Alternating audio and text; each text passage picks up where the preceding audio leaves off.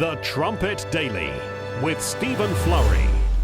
Well, hello everyone, and welcome back to the Trumpet Daily radio show, coming to you live on this beautiful Monday afternoon here at Edstone. Following an exciting weekend of broadcasting, we had the Saturday edition, lockdown, the self-isolate edition of the Trumpet Daily radio show. I think 5,300 views so far on that YouTube video. A little more than 1,000 that were listening to that live. I think several hundred more listening to the live stream on KPCG and Facebook and other such things. So great to have a large audience on the Trumpet Daily radio show, and we certainly enjoy having you all through the week as well. And we appreciate you tuning in to today's show. President Trump tweeted out last night, "We cannot let the cure be worse than the problem itself." This was a theme that we hit on repeatedly last week. And picking up on that theme, the president himself said, look, we can't let the cure be worse than the disease. And he went on to say, at the end of the 15-day period, we will make a decision as to which way we want to go. He had the entire tweet in all caps. So I guess we're about halfway through the 15 days. This is day 7 or 8, I believe. So we'll see. We'll see if he's about to make some significant changes. But finally, you have a prominent voice of sanity and reason. Maybe someone from the Trump administration is listening in to this program. Actually, he probably was watching Fox News last night when Steve Hilton used that same analogy. Here's clip 1. Our ruling class and their TV mouthpieces whipping up fear over this virus, they can afford an indefinite shutdown. Working Americans can't. They'll be crushed by it. You know that famous phrase, the cure is worse than the disease? That is exactly the territory we are hurtling towards. You think it's just the coronavirus that kills people? This total economic shutdown will kill people. That's Fox News last night. And on its website, there's an article, Trump hints at the possibility of less restrictive approach in coronavirus fight. So perhaps some of these just crazy restrictions are about to be lifted. Meanwhile, you have the rest in the media. They continue to scream at the top of their lungs, scaring anyone and everyone who will listen, telling them this is the end. This is the end of the world. We had the broadcast Saturday afternoon here at Edstone. Saturday night, I watched some of the news coverage. I guess you have the BBC, far to the left, and then Sky News is not supposed to be quite as left-wing, but still, they're all pretty much in on this together. But the coverage on Sky News all weekend, I watched about a half hour of it Saturday night, and then 15, 20 minutes of it last night. And all through, there was some detailed coverage. It was I'm sure the way they view it, it was comprehensive. Starting even in the Wuhan market, where this woman was supposed to have gotten sick on December 10th, and then how it spread from there throughout Wuhan, and then how China tried to contain it. They didn't really dwell on the fact that China tried to conceal it, but we'll let that go. Then how it spread around the world. And then the crisis in Italy, the shortage of hospital beds. And then how this virus is spreading beyond Italy, and the implication being that we are all Italy. We're going in the same direction. And now there's a run on the supermarkets. And now you have all these countries, these cities, these major metropolitan cities under lockdown. And amid all of this doomsday coverage, what did they not say? I didn't see one instance where they said, the vast majority recover from this disease. And the ones that are the most at risk are the elderly, or those that have an underlying health condition. There was none of that. It's just all meant to frighten everyone. And then these same authorities, they're on the same airwaves saying, now look, those of you that are hoarding toilet paper, you've got to stop. Listen, we don't want to panic. We don't want to panic. Well, look at the news. Look at the coverage. No wonder people are clearing the shelves at Tesco. This is from the BBC. This is the website. Sir Patrick Vallance, the government's chief scientific advisor. Here is your chief scientific advisor. He said in an appearance before the Health Select Committee that the hope was to keep the death toll below 20,000 by suppressing the virus. He's talking about the UK death toll. Right now it's at 281. And his goal is to keep it under 20,000. It says that would still be worse than those killed by the flu, he said, giving a number of 8,000 per year. So you have 8,000 per year dying in the UK because of influenza. And he says here, limiting deaths to 20,000 would be horrible, but still represented a good outcome given where we are. So you're reading the BBC and you think, well, 20,000, that's pretty good. I guess that's pretty good. This is their optimistic forecast at the BBC. Now, in this article, they go through 3 different scenarios. If nothing is done, if we take no action at all, then 510,000 people will die as a result of coronavirus. 500,000 people right here in Britain. The second choice is if we take some action, slow the spread of the virus, including isolating vulnerables, those with symptoms. If we do that, there's 250,000 deaths. If we go to the extreme measures of all this self-isolating, social distancing, shutting things down, closing the pubs, closing the stores, reducing social contact altogether, well, then we might be able to get it down to 20,000. That's still horrible, but all things considered, it's a pretty good number. Now, that's just in the UK. There's your BBC forecast on that Saturday program. I talked about the action taken by the British government Friday evening. The Spectator. These are the financial actions taken to supposedly save the economy. The Spectator says the UK is embarking on one of the most radical experiments in modern economic theory, and one that will no doubt be studied for decades to come. So this is the wartime economy now that we have to have because, well, it could be 500,000 deaths just in the UK. The Spectator says it's the most extensive intervention in the economy ever made by a supposedly free market government anywhere in the world. In effect, we will all soon be working for the government. In effect, we're all government employees. Everybody needs a bailout. The businesses need the bailout. The individuals need a bailout. Families need a bailout. We're all employed by the government. And this is something we have to do because it's an emergency. And it's the same in the United States. Governor Cuomo, the news networks love Andrew Cuomo.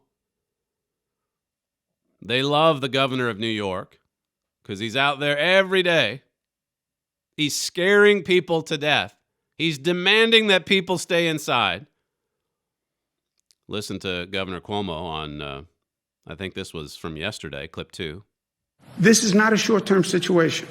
This is not a long weekend. This is not a week. The timeline, nobody can tell you. It depends on how we handle it. But 40%, up to 80% of the population will wind up getting this virus, but it's going to work its way through society.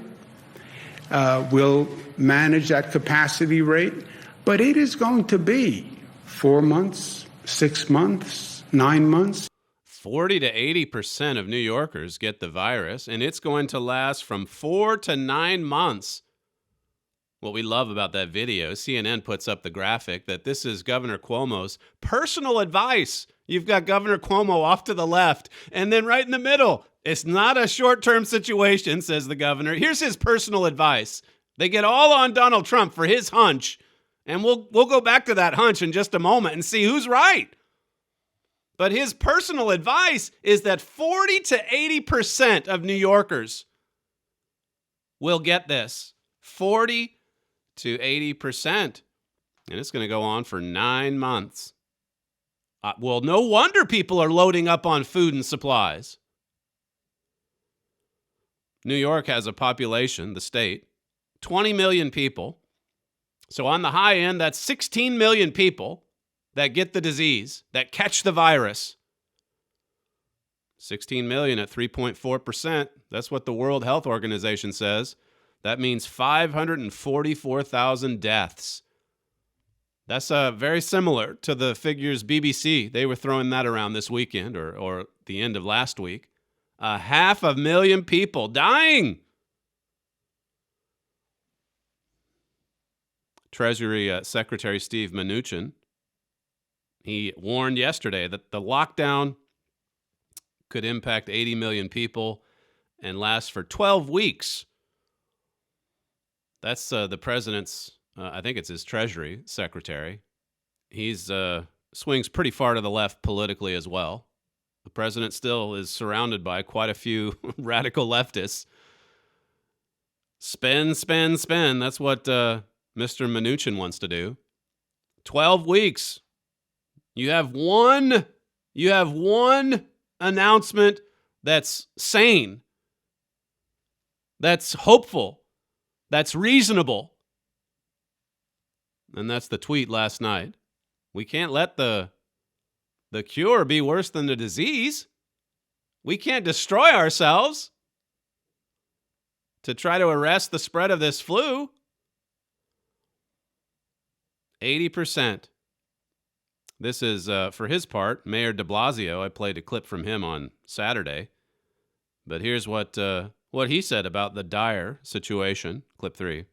The president does not act within days to maximize the use of the Defense Production Act to put every company that can produce a ventilator or a surgical mask or any other necessary supply, put them on full 24/7 production and guarantee that those products get to the front line, get to where the need is greatest. If he doesn't do that in the next few days, if he does not mobilize the United States military immediately, not only will hundreds die around the nation who didn't need to die, thousands will die around the nation who didn't need to die. People who will die waiting to get into a hospital, people who will die at a hospital because there is no equipment or there's no medical personnel who can help them in time. I think he used the word die 5-6 times there. People who will die, hundreds die, thousands die. Everybody's going to die if President Trump doesn't act and nationalize these companies and send the army into the streets. Governor Cuomo said yesterday, we are literally scouring the globe for medical supplies. To which one Twitter follower responded by saying, I'm scouring the globe for toilet paper. Cuomo said that they have 6,000 ventilators in New York and that he needs 30,000 more. They need 36,000 ventilators. These are for the worst case scenarios. The sick that can barely breathe. Now, right now, New York, it has the most cases in the United States, 17,000 confirmed, I guess. Most of them mild. The extremely sick, they need the ventilators. And the governor of New York says the state needs 30,000 more. There's a shortage, they keep saying. A shortage of masks, a shortage of hospital beds, a shortage of ventilators, A shortage of gowns that you wear in the hospitals? So far, the death count in New York, 150 people. Here's Mayor de Blasio again yesterday, clip 4. It's only getting worse. And in fact, April and May are going to be a lot worse. Right now, we are a third of the cases in the country. That's going to get worse. We're about 2/3 or more of the cases in New York State. That's going to get worse.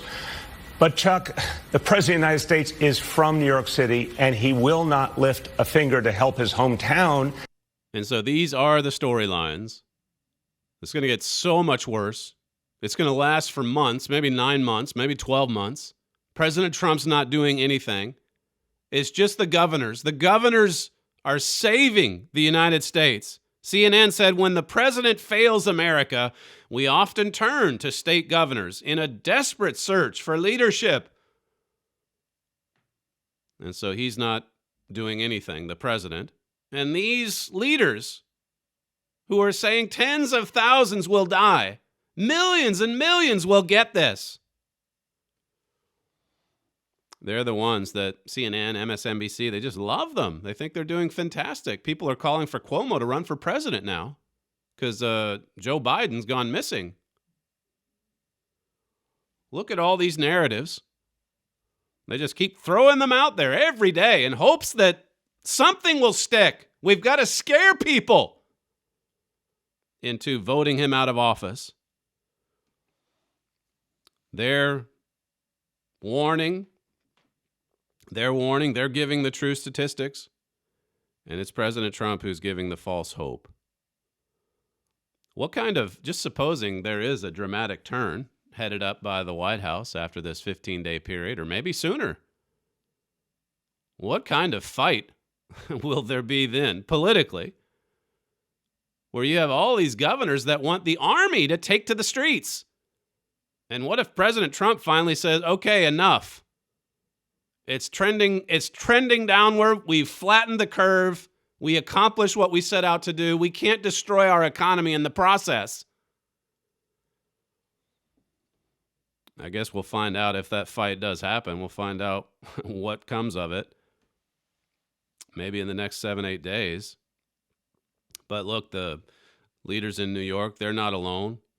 Governor DeWine in Ohio, he's now given a statewide stay-at-home order. You have Louisiana. Most of these cases, keep in mind, are in New York City, Queens to be specific, I believe, and then Seattle. So what do you do if you have an outbreak of sickness in Seattle and Queens? Well, of course, you shut down Louisiana. You shut down Nevada. You shut down Ohio. Ohio has 3 deaths. Total lockdown. Ohio, by the way, their cases are doubling every 6 days. That's just what the experts say. 2 weeks ago, they said they had 100,000 cases. It's doubling every 6 days, which means tomorrow, it's at 400,000 cases. So we have to act. I don't have my math here with me, but that's a lot of deaths. Even if you just go with a 1% death rate. 400,000. That's 4,000 deaths in the state of Ohio by tomorrow. That's what they're saying. And these stories, they just keep circulating. The estimates, they just keep being exaggerated. 40 to 80% all across New York. No wonder we have to act. We have to search the globe for 30,000 ventilators. This is nonstop.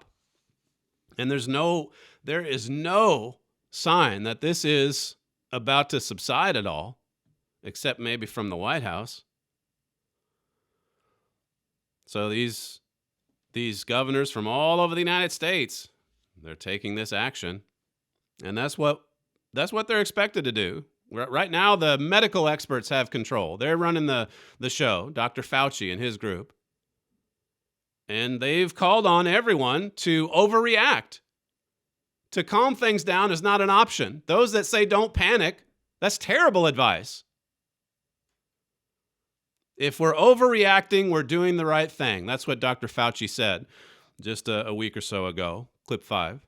I like it when people are thinking I'm overreacting, because that means we're doing it just right. It's just right. If you're overreacting, if you're crazy, if you're issuing these insane declarations, that's just about right. You've just about got the right balance. Now, this same doctor, he was singing a very different tune back in 2009 when people were dying, in fact. Thousands were dying. He was a big-time doctor back then. He was advising the government back then. And what was he saying when the swine flu was killing as many as 13,000 Americans? Even 1,000 children?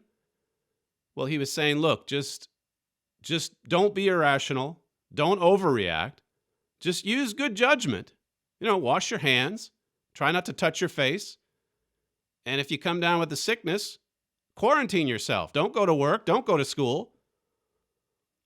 That was the advice coming from the good doctor in 2009. Not today. Today, he says, overreact. This is from that article I hurriedly quoted from last week, Victor Davis Hanson. He's talking about the swine flu here. In 2009, the U.S. was probably too lax in not issuing travel restrictions following rapid spread of the H1N1 swine flu that this time really was virally similar to the agent of the 1918 Spanish flu pandemic. The border with Mexico, where the contagion probably began, was never really closed. For months, no national alarm was sounded. Even today, we still don't know how many were infected or died, given overlaps with other strains of annual flu, early lax reporting and monitoring, and general public nonchalance. Public didn't care early on. Remember, it started in the spring of 2009, and it didn't really explode until the fall. And the media, they didn't care for 4 months. Lax reporting. Here there was a pandemic declared in June of 2009, and what did the media do? Nothing. Absolutely nothing. It says here, later government guesses of infection ranged from 43 million to 89 million cases and deaths between 8,870 and 18,300. Children were especially vulnerable, quite unlike this coronavirus. It's the elderly who are especially vulnerable this time around. But back in 2009, it was the children. Says perhaps more than 1,000 children died. Are we then, this is Victor Davis Hanson, are we then to think that either by act of commission or omission, knowingly or unknowingly, a decision was made that the economic vitality of the country was more critical to the nation's health than the real chance in retrospect of the H1N1 virus infecting, say, 50 million Americans, killing perhaps 12,000, including 1,000 children? What course of action did the Obama administration take for the health of the nation? Well, it certainly didn't shut down restaurants. It did not grind the economy to the halt. Listen to Dr. Fauci, Anthony Fauci, 11 years ago. He's being asked about how to avoid getting the swine flu, and this was the good doctor's advice. Here's clip 6. The other thing is to avoid, particularly when there's flu in the community, avoid places where there are people who are sick and coughing and it's a crowded place. Now, that's difficult to do. You can't isolate yourself from the rest of the world for the whole flu season. You can't isolate yourself from the world. I mean, come on. That's ridiculous. We can't. I know this is deadly. I know it's rapidly spreading, but we can't self-isolate. We can't self-isolate to protect ourselves. That's what he said in 2009. He was a big-time supporter of the Obama administration. Hillary Clinton came out with a speech in 2012 about how to improve global health, and it brought that man to tears. And he emailed Cheryl Mills, the lawyer, the attorney of Hillary Clinton, and said, "That's no speech makes me cry. That one makes me cry. I love Hillary Clinton. You tell her I love her more than you do." And then later he emailed and said, "We all love Hillary Clinton." And that was the doctor there in that 2009 clip, just calling for calm. He wasn't sounding the alarm. Certainly not.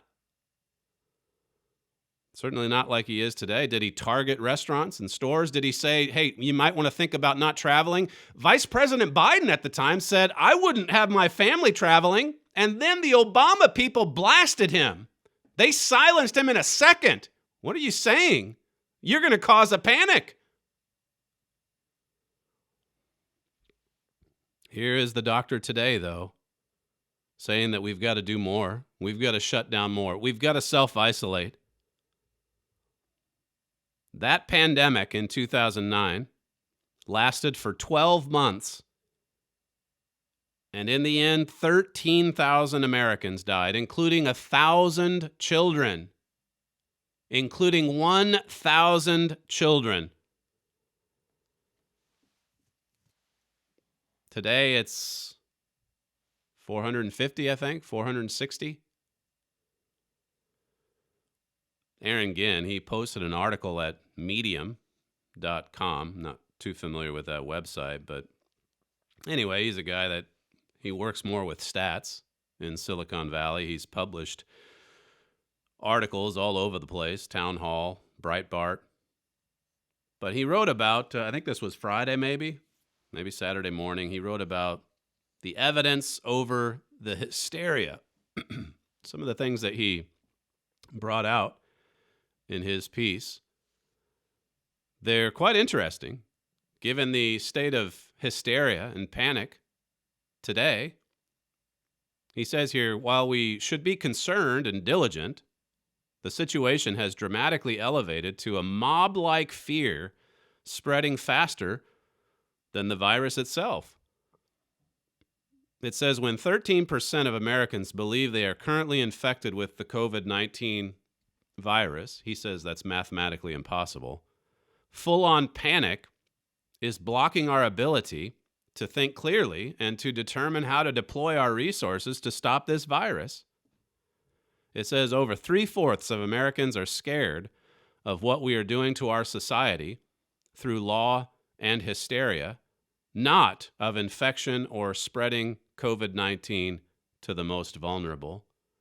They're more afraid of what's happening, the reaction to it. They're more afraid of the cure than they are of the disease. And you know how we know this? Look at the streets of London this morning. Look at New York. Look at Washington, D.C. Traffic is a lot lighter. But people went outside, so much so that Governor Cuomo had to scold them yesterday. What are you doing? I gave the decree. And it's the same with the mayor of London.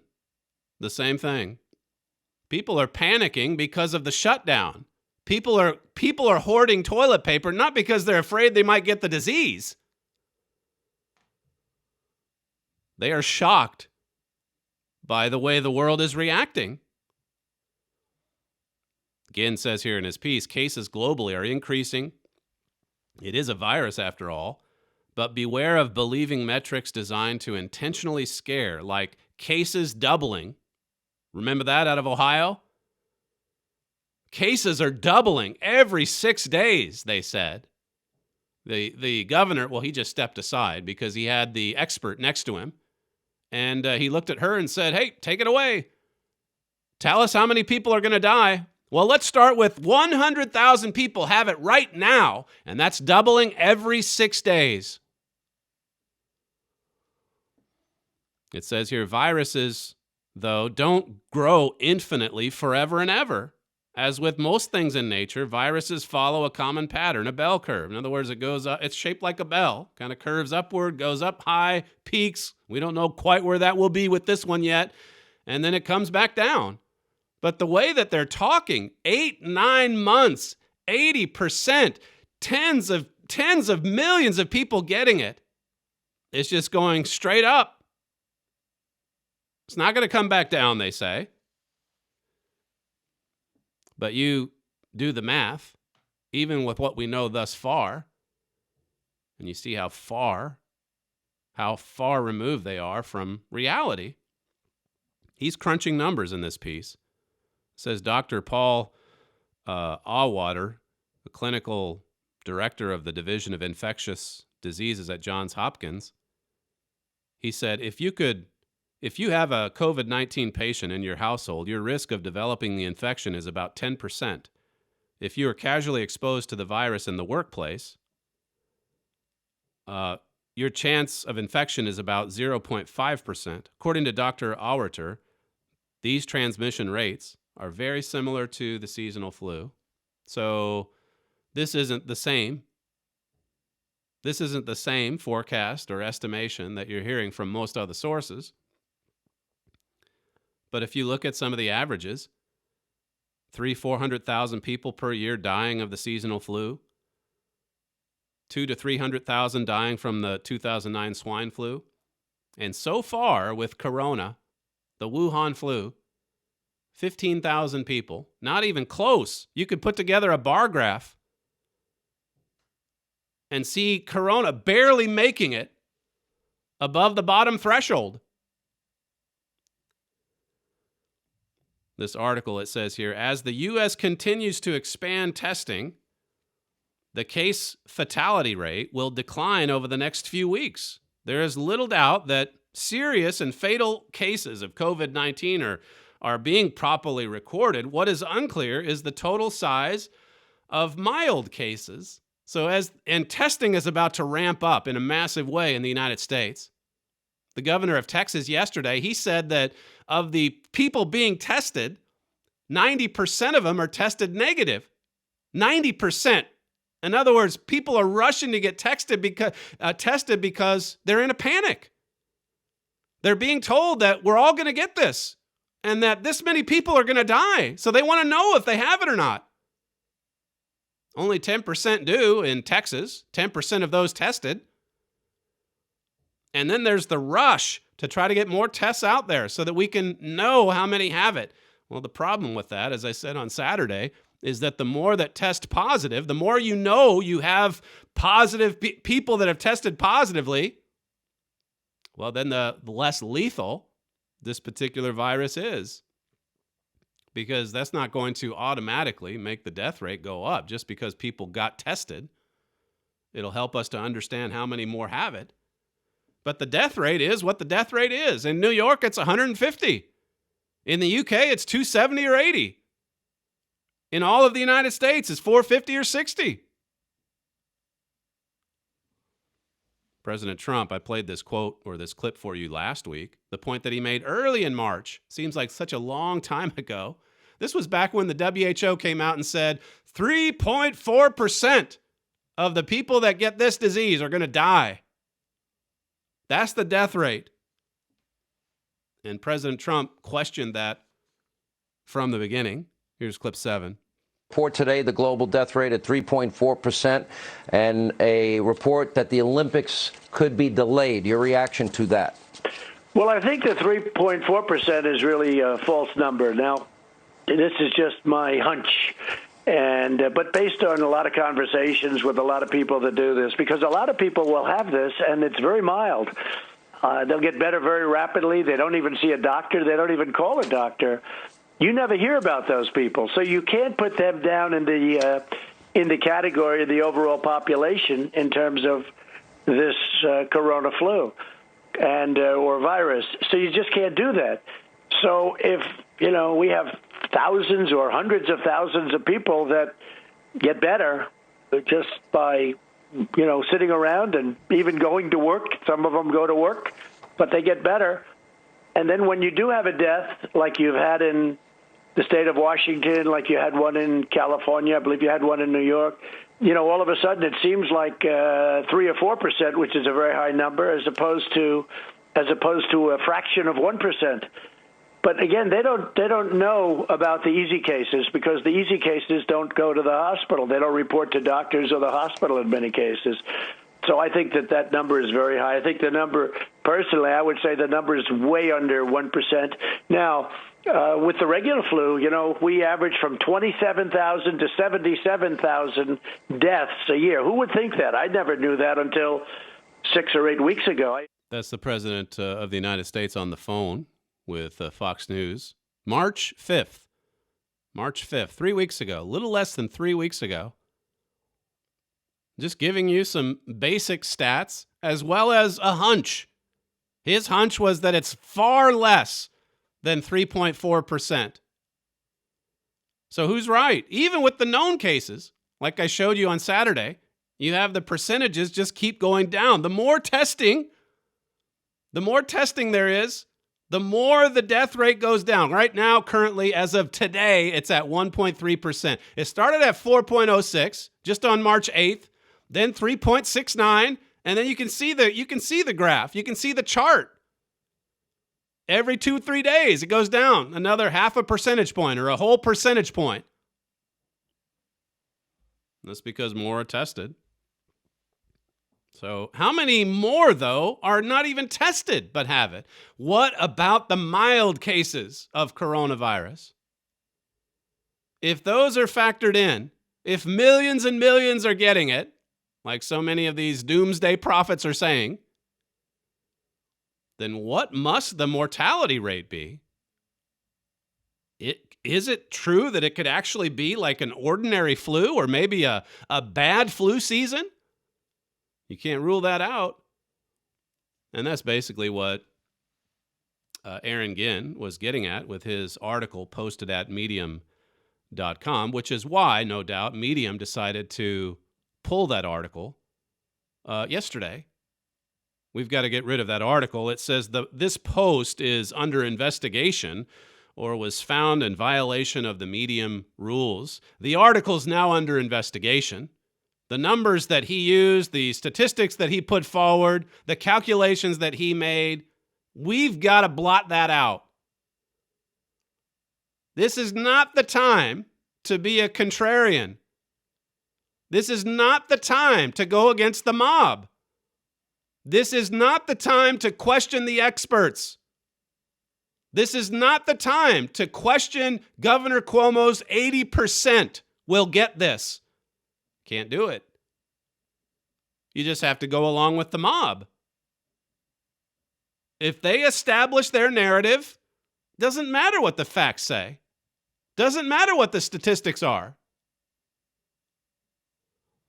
The Wall Street Journal says, yet some of the web's gatekeepers are tempted to go further and to stamp out the free debate that helped alert Americans to the threat of the virus in the first place. They want to require conformity with the judgment of expert institutions, even as many of those institutions themselves woefully misjudged the situation months or even weeks ago. All of these miscalculations, all of this horrible judgment, all of this scaremongering, all of these alarmist declarations, shutting down states, shutting down nations, sending the army to the streets. That's what's happening in the world. Is the cure worse than the virus itself? Well, look around and see what's happening. That BBC article, the one that said, hey, 500,000, that's worst case scenario, 250,000 if we do some things to try to arrest the spread. But 20,000 deaths here in the UK, that'll be pretty good. We'll be happy with that. That article says every year more than 500,000 people die in England and Wales.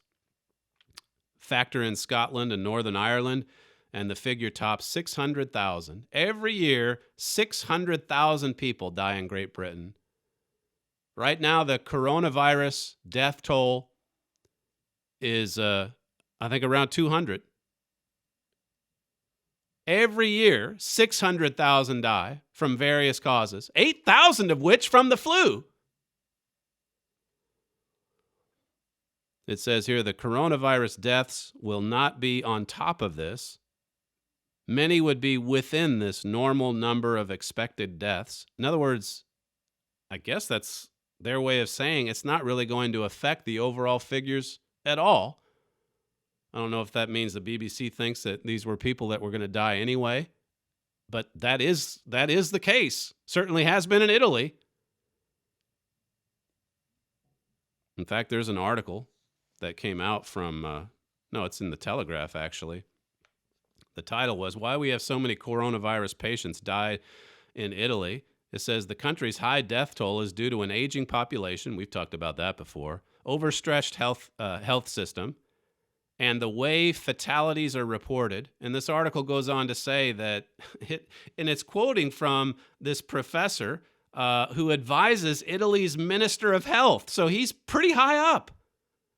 This professor is saying that really only 12% of the death certificates have shown a direct causality from coronavirus.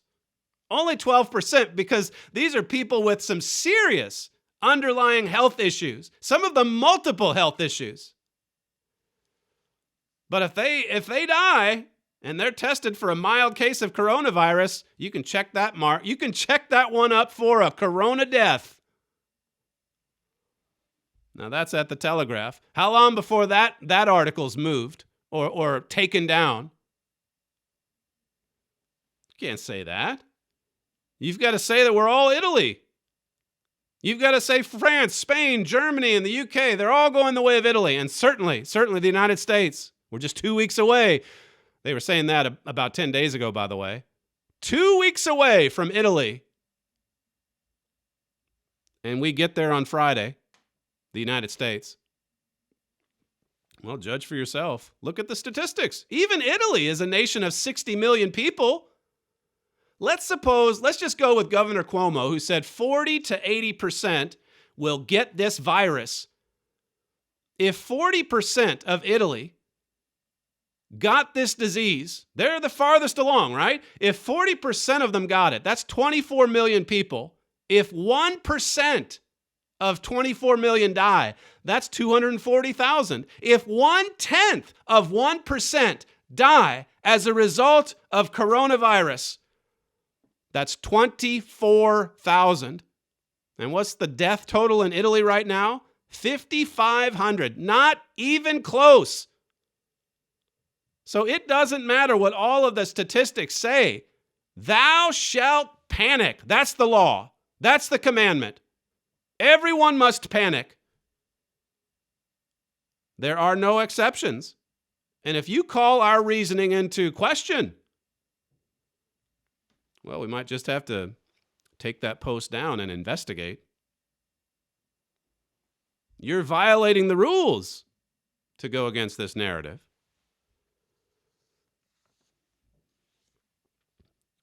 That quote we gave to you the other day, America has been fundamentally transformed. We talked about that verse, 2 Corinthians 4 and verse 4.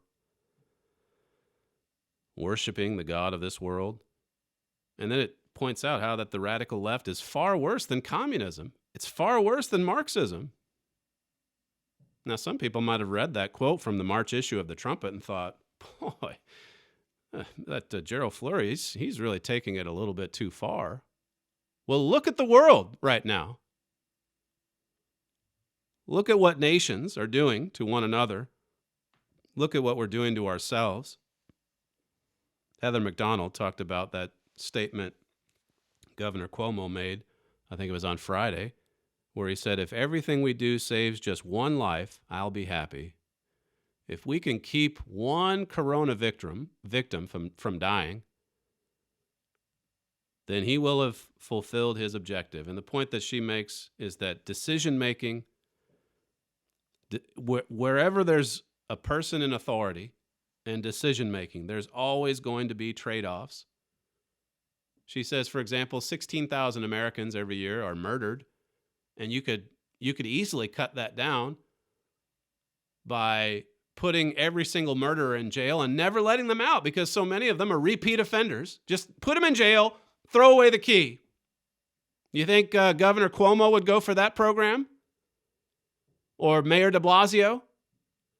It would bring down the figure.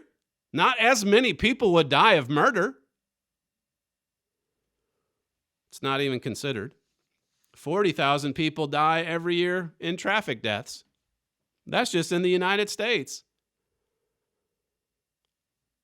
How much of that could be reduced if the speed limit everywhere was 10, 20, 30 miles an hour?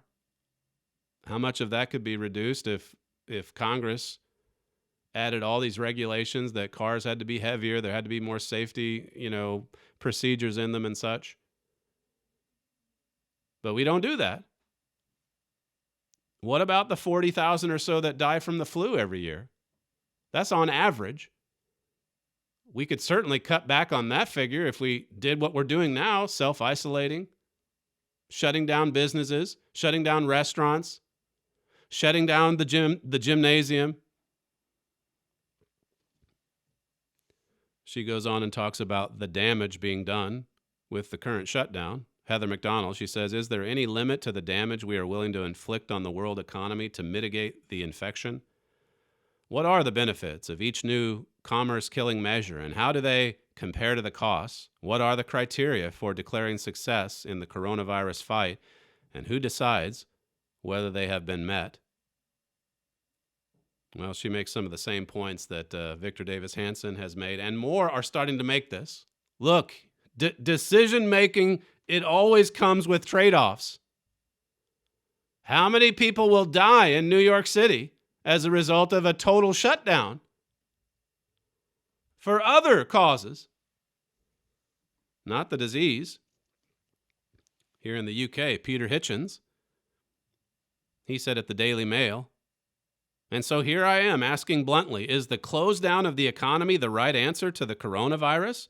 I'll be accused of undermining the NHS and threatening public health and all kinds of other conformist rubbish, he says. But I ask you to join me, because if we have this wrong, we have a great deal to lose. He says, I don't just address the plea to my readers. I think my fellow journalists should ask the same questions. I think MPs of all parties should ask them when they are urged tomorrow, that's today, he wrote this yesterday, when they are urged on Monday to pass into law a frightening series of restrictions on ancient liberties and vast increases in police state powers. This is Peter Hitchens. A little bit of common sense, a little bit of sanity, a little bit of rational thinking. Let's think this through. Let's think about what we're doing to ourselves. He says, did you know that the government and opposition had originally agreed that there would not even be a vote on these measures? Even Vladimir Putin might hesitate before doing anything so blatant. If there is no serious rebellion against this plan in the Commons, then I think we can commemorate tomorrow, March 23rd, that's today, 2020, as the day Parliament died. Yet, as far as I can see, the population cares more about running out of laboratory paper. The ordinary citizens, they really don't know what's happening. And they're not even exactly obeying the mandates, the decrees from these mayors, these governors. There weren't too many Brits taking it seriously over the weekend. Beautiful weather here, beautiful weather in New York City on Saturday, and that brought a lot of people outdoors. Car parks had to be closed in the forest because they were so crowded. Snowdonia National Park said that they had their busiest ever visitor day in living memory. You want to close all the shops? Well, then all right, we'll go to the national parks and we'll fill up the parking lot. The busiest day in living memory. That was on Saturday. The DIY stores and garden centers, also one of their busiest days of the year. The Telegraph said this: there has been a deep concern within Whitehall as it emerged over the weekend that public messages urging people to stay at home and avoid socializing were apparently being ignored, with pictures of packed beauty spots, seaside promenades, and parks. Some packed tourist spots experienced their busiest ever days as people made the most of the sunshine. They went outside. Even some pubs and restaurants tried to get around the rules by saying that, well, we're just a shop. We're just selling takeout. But if you're going to come in, you might as well sit down here. This is the London mayor reacting this morning to people getting outside on a beautiful day in the UK. Clip 8. Are you saying that quite soon the police will stop them and fine them or arrest them or send them home again, and we might have the army doing the same kind of thing on the streets of the capital? Well, the emergency bill is quite clear. For public health reasons, because we face a public health emergency, because we face a social emergency, because we face an economic emergency, these measures are in that bill. It's really important that the police are focused on the priorities they've got, dealing with violent crime and other issues. But clearly, if it is the case that people continue to act in a way that's leading to this disease spreading, then those sorts of things will be things that will have to be considered. We'll have to consider arresting them all for going outside and maybe even sending in the army, says the mayor of London. It seems like there's going to be some constitutional issues there, whether here in the UK or in the United States. Governor Hogan, he's of Maryland. This is a Republican. And he too, he can't believe how many people would go outside and cluster together. This is clip 9. The social distancing is not being enforced, and it's a little crazy to see the kind of crowds at the cherry blossoms. I mean, people have to listen. There's people that are out there. I mean, you are endangering not only yourselves but your fellow citizens by not listening to these warnings. We've been getting pretty tough out here in Maryland on folks, limiting people to groups of 10. That's the Maryland governor. And then here's, again, the governor of New York for his part. He toured through Central Park yesterday, and here's his reaction. Clip 10. I was in New York City yesterday. It was a pretty day. There is a density level in New York City that is wholly inappropriate. You would think there was nothing going on in parts of New York City. You would think it was just a bright, sunny Saturday. I don't know what I'm saying that people don't get. I'm normally accused of being overly blunt and direct. And I take that. It's true. I don't know what they're not understanding. This is not life as usual. None of this is life as usual.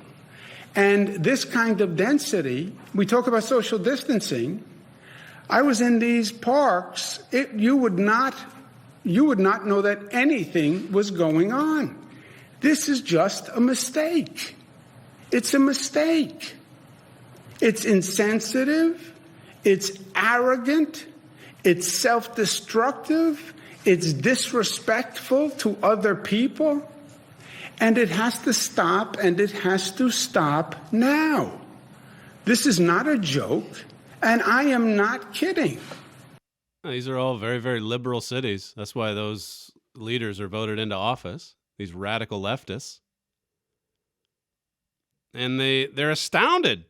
They're beside themselves. They can't understand why the sheeple won't go along and just obey every dictate. Lock themselves inside. Lock themselves in their houses. This is amazing to witness. They just assume everybody's going to hole up for 9 months so that we can destroy this president, get rid of the disease. That's an aside. But really, I know the economy is just going to be destroyed, but that'll be on President Trump, you see. And then we can finally get Joe Biden in there, or maybe Andrew Cuomo. Maybe he'll sneak in at the last second. A month and a half ago, it wasn't even getting any coverage. In fact, if you talked about containing the disease, you were a racist. Now it's self-isolation for more than 1 billion people on Earth.